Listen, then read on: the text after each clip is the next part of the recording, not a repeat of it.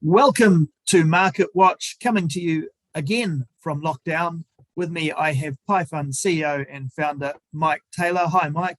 Hi, Liam. It's deja vu. It is all over again.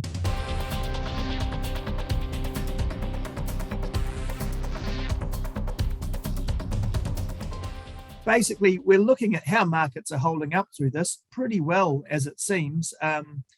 We have seen both Wall Street and the local markets on a pretty good run lately. Can you talk us through what's driving that? Sure. So one of the big things that the market was looking towards in August was the Jackson Hole meeting for the Federal Reserve.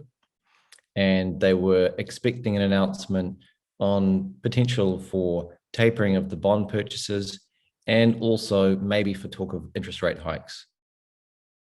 The market was potentially expecting the Fed to be a little bit hawkish, perhaps in the same way that the RBNZ has been, because after all, the economies are doing well. We're heading back towards full employment, and there is a concern about inflation.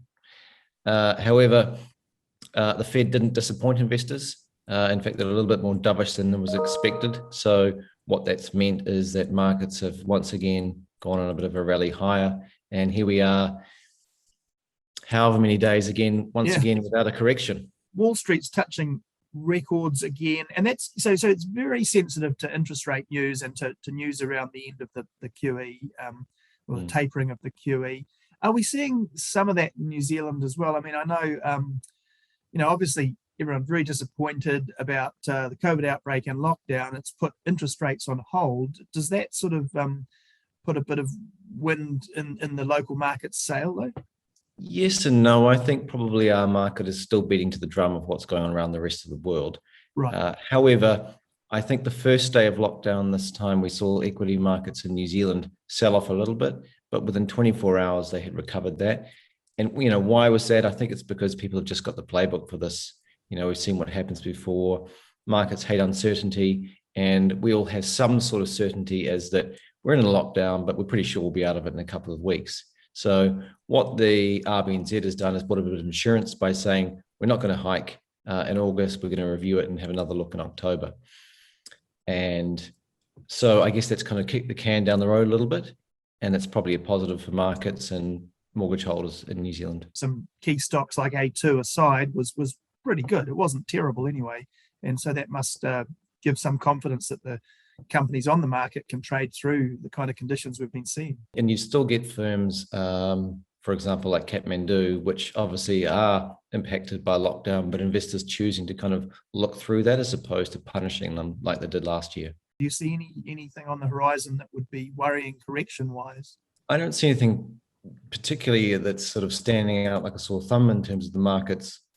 Obviously, it's not going to be the Fed, it's not going to be COVID, because we've both learned to live with those. And maybe the Fed makes a policy mistake in the future. Not sure. It's possible. At some point, I guess they will have to remove the punch bowl, and investors probably won't like it when that does happen. However, potentially a market correction comes from another area. That could be a restarting of the trade war that was around in 2018, which was quite negative for markets and negative for world growth. I don't think that there seems to be that much of a difference between the Biden and the Trump administration in terms of their stance on China, although there's just less tweeting about it. Yeah. So there's a potential there for disruption in terms of trade. There are other things affecting the market as we keep hearing about these chip shortages. Yeah. And, chips go into everything. So that could be a reason why growth remains constrained, but inflation stays at stubbornly high. So if inflation, supply issues, supply issues could have a effect on inflation for a bit longer than we were expecting. Sure. Well, I mean, I guess that's heartening. I've found markets reasonably heartening, obviously, because going into lockdown again in New Zealand, not much fun. A lot of anxiety and worry, certainly on the microeconomic level for businesses struggling just to get through the logistics of it all. But when you look at how the international markets are viewing New Zealand, and that's the equities, dollar, and everything else, it is sort of heartening to see that they aren't panicking. Foreign investors aren't panicking about New Zealand. They're seeing our economy in good shape to go through this. Yeah, absolutely. But I think the one thing to take away from this is that, you look at countries like Israel where they're having to administer a third dose now, is that COVID's not going to go away.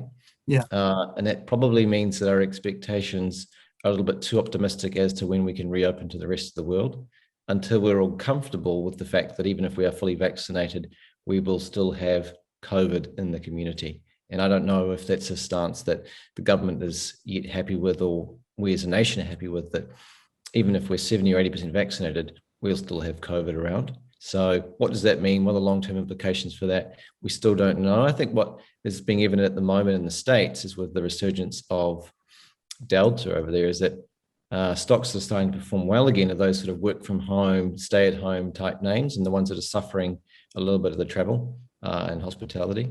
So that's another trend to keep an eye on.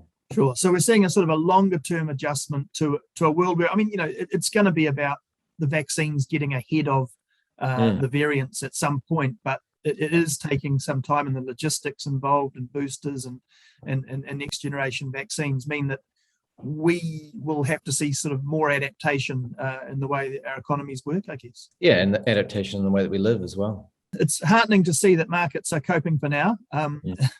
We'll leave it there. Thanks, Mike, and good luck for the rest of lockdown. Thanks, Liam. Hopefully next time we talk, we're back in the office. Absolutely. Cheers.